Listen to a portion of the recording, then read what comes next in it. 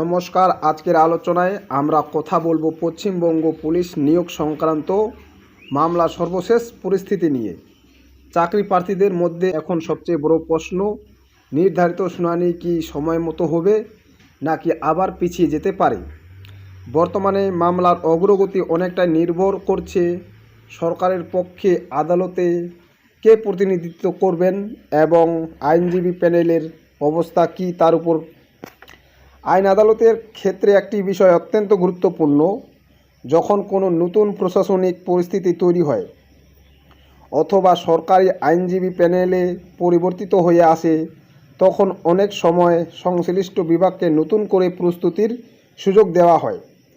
এই কারণেই চাকরি প্রার্থীদের একাংশ মনে করছেন, যদি নির্ধারিত সময়ের মধ্যে সরকারের পক্ষে সম্পূর্ণ আইনজীবী প্যানেল প্রস্তুত না হয়, তাহলে শুনানির দিনে সময় প্রার্থনা করা হতে পারে। তবে এটাও মনে রাখতে হবে, আদালত সবসময় মামলার গুরুত্ব বিবেচনা করে সিদ্ধান্ত নেয়।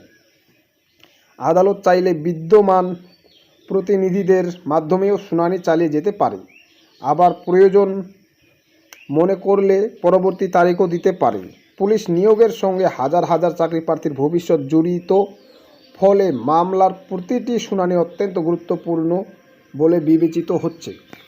বিশেষজ্ঞদের মধ্যে বর্তমানে তিনটি সম্ভাবনা রয়েছে। প্রথমত সম্ভাবনা হলো সরকারের পক্ষেও থেকে যথাযথ প্রস্তুতি সম্পূর্ণ হলে নির্ধারিত তারিখে শুনানি হতে পারে।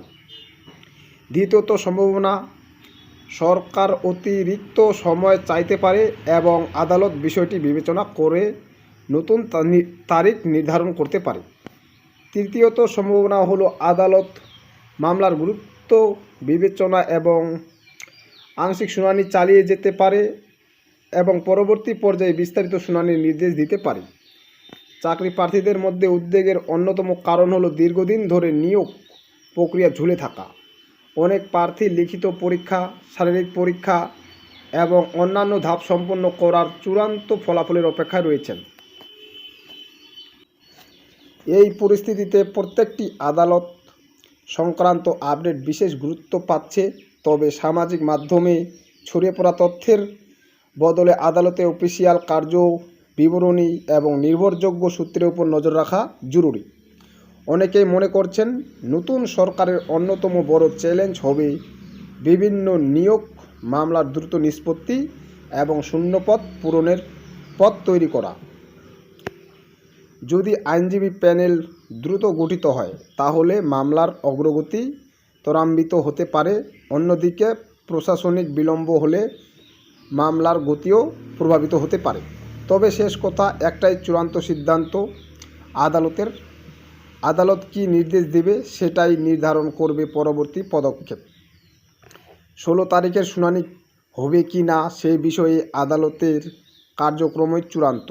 সরকারি আইনজীবী প্যানেল গঠন সংক্রান্ত বিষয় প্রশাসনিক সিদ্ধান্তের উপর নির্ভরশীল।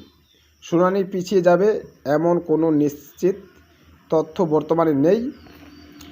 আদালত প্রয়োজনে সময় দিতে পারে, আবার নির্ধারিত দিনেও শুনানি চালাতে পারে। চাকরি প্রার্থীদের অফিসিয়াল আদালত সংক্রান্ত আপডেট অনুসরণ করা উচিত।